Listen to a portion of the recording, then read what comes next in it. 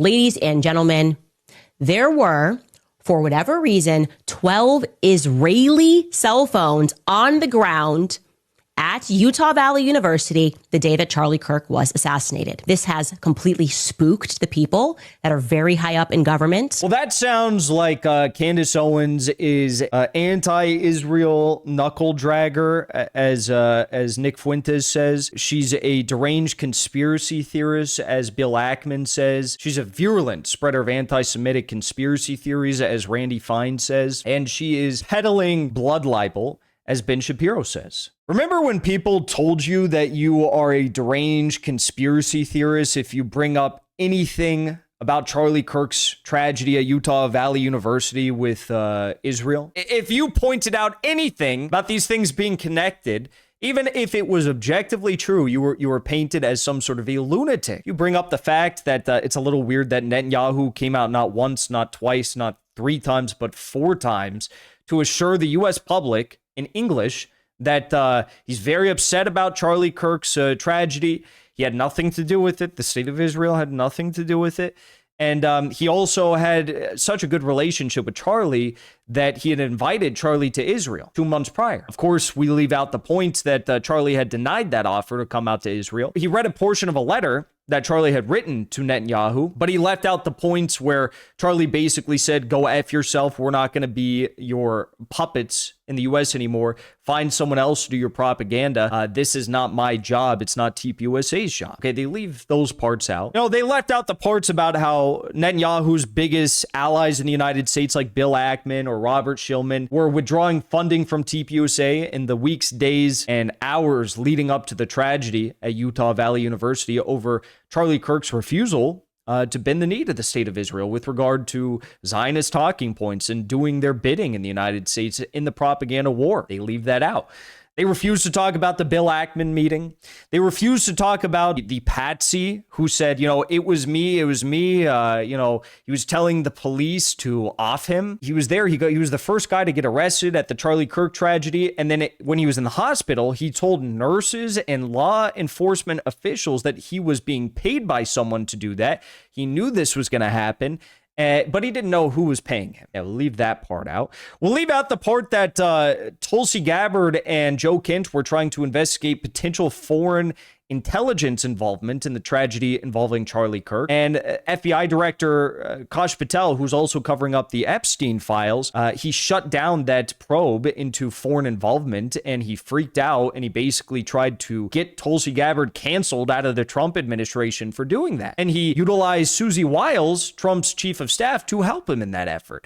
Susie Wiles, who, by the way, was working on the Netanyahu re-election campaign in Israel after she helped in the first Trump administration. We're not supposed to talk about these things. We're not supposed to talk about the flights that in Provo, Utah, with the military flights. We're not supposed to talk about this. We're not supposed to talk about any of the weird things that were going on, and there are many. We're not supposed to talk about the Google searches from Israeli IP addresses about Tyler Robinson. Tyler Robinson's now attorney, the regional field hospital that Charlie Kirk was taken to. The fact that all of this was searched from IP addresses in Israel. They searched up the judge that's overseeing the case right now. They were searching Mikey McCoy's name from Israeli IP addresses. We're not supposed to talk about that, but Candace Owens just exposed something else that we're now not supposed to talk about, which is the fact that 12 registered Israeli phones were at the event, Utah Valley University, where the tragedy with Charlie Kirk took place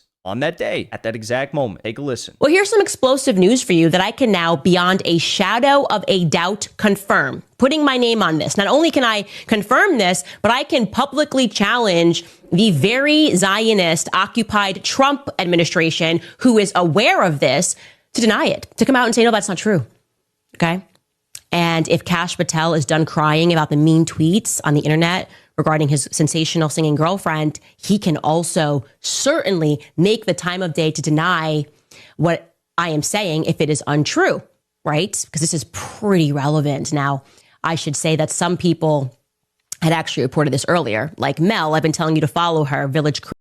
It is true that people reported this earlier. I saw this earlier, and I was like, there's no way. There's no way there was 12 Israeli cell phones on the scene of the Charlie Kirk tragedy at Utah Valley University. No way. I didn't even post it. I didn't even post it saying, someone alleges that this was the case, because I'm like, that's so insane. That's so in your face that there's no way. I was wrong. She was actually very early with this reporting, and I had heard rumors and rumblings, but I wanted to make sure that I had verifiable proof, enough proof that I would go out on a limb, as I'm doing right now, and asserting that it is authentic and it is real. Ladies and gentlemen, there were, for whatever reason, 12 Israeli cell phones on the ground at Utah Valley University the day that Charlie Kirk was assassinated. 12 Israeli cell phones on the ground the day that Charlie Kirk was assassinated. Well, that sounds like Candace Owens is what are the things that we're supposed to call her now? We're supposed to call her anti-Israel knuckle dragger, as Nick Fuentes says. She's a deranged conspiracy theorist, as Bill Ackman says. She's a virulent spreader of anti-Semitic conspiracy theories, as Randy Fine says. And she is peddling blood libel, as Ben Shapiro says. This has completely spooked the people that are very high up in government. Now, to be clear, I don't mean that there were 12 VPNs that were switched and routed through Israel on that day. I mean that there were 12 personal cell phone accounts that were opened in Israel, okay? Like you go into Verizon in Tennessee or in Connecticut and you open your phone. I am saying that they opened their phones in Israel, those accounts in Israel. This tragedy had taken place at University of Miami, I'd be like, well, I'm surprised there's only 12 phones from Israel there. If this happened like in some place where you'd expect 12 Israeli cell phones, registered cell phones, I'd be like, oh, well, yeah, that's weird, but, it is University of Miami. This happened in Utah. I had a bunch of friends from my high school that went to universities in Utah, and I will say that probably about 98% of them were all Mormons, because this is a place where a lot of Mormons live. It's not a place where a lot of Israelis live. It's not a place where a lot of dual citizens of Israel live. This is not a place where a lot of Jewish students that I had in high school, friends that I knew or people I knew, my Jewish friends did not one of them went to school in Utah. Now, is it possible that these were foreign exchange students? It is possible. But I mean, this is weird. I haven't known Utah to be a place that had a lot of Israeli foreign exchange students. And they were on the ground on September 10th at Utah Valley University when Charlie was shot. Now, the NSA knows this. Kash Patel knows this. People in the current administration know this, and they are desperate for some reason to stop that information from being released to the public. Why? Yeah, you'd think, considering that FBI knows this, NSA knows this, all the intelligence agencies know this, you'd think that they would be like, okay, no, we understand there's a lot of speculation about foreign involvement. Even Tulsi Gabbard and Joe Kent are interested in whether or not there was foreign involvement. We want to clear the air and get ahead of this story.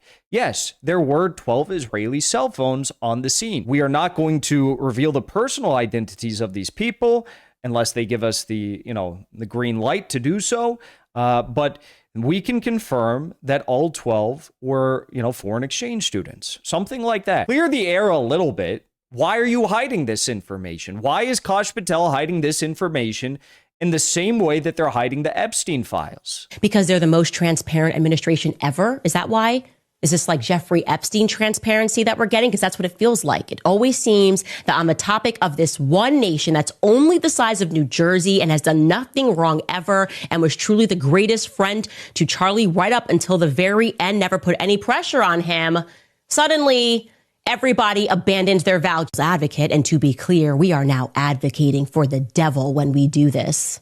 Maybe the cell phones belonged to some exchange students. It's possible.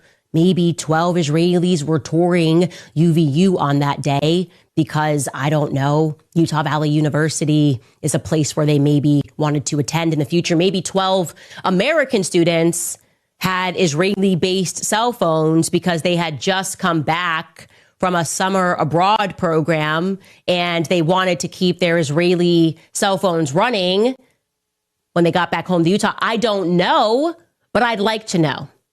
In fact, we need to know the answer to this question. Why are they hiding this information? And why and who did those 12 Israeli cell phones belong to? Well, that's very anti-Semitic, Candace Owens. We denounced that effort to investigate this matter, fairly, openly, transparently, and fully. That is just despicable behavior. In fact, I can't even believe that she would stoop to this level to question why there are, the reason why this is so insane. It's like, okay, if there was 12 Ukrainian cell phones here, I would ask the same question. I'd say, why are there 12 Ukrainian cell phones here? Now, you wouldn't get painted as some sort of a bigoted troll if you ask that question. They might call you a conspiracy theorist, but you wouldn't get painted as bigoted.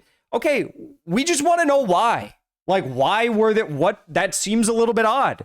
This is not University of Miami. This is not Columbia University. We want to know why. I don't like secrets. I don't like secrets, especially when they pertain to the public execution of my friend Charlie Kirk. And again, it's happening at the same time that Tulsi Gabbard and Joe Kent, the leader of the National Counterterrorism Center, and Tulsi Gabbard, who Office of Director for National Intelligence, this is the same time that they were trying to investigate potential foreign intelligence ties to the tragedy at Utah University with Utah Valley University with Charlie Kirk, and they were shut down and I guess scolded publicly within the Trump administration for doing this, for looking into whether or not there was foreign intelligence ties.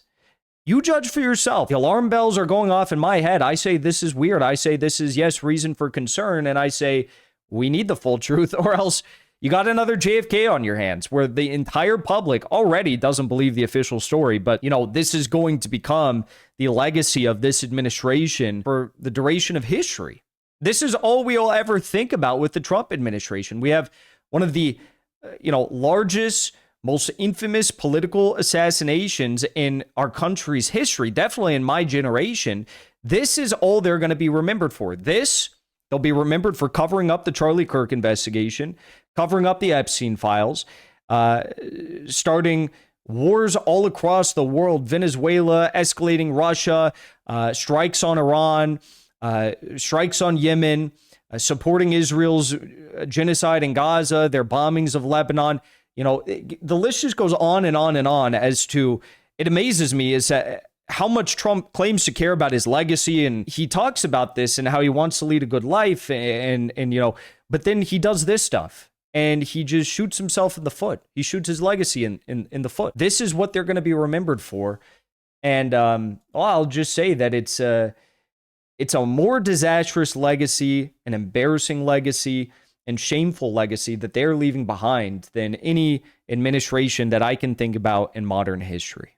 Before you leave, I want to say thank you for the support, because after 2 years of being banned, we are finally back home on YouTube. So be sure to subscribe to our channel and also join as a member on our channel using the link at the top of the description.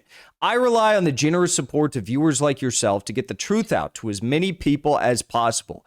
You can also support the show on Locals or Give Sin Go. The mainstream media and the powers that be are never going to stop attacking us for bringing the truth to as many people as we do. Thank you so much for your support.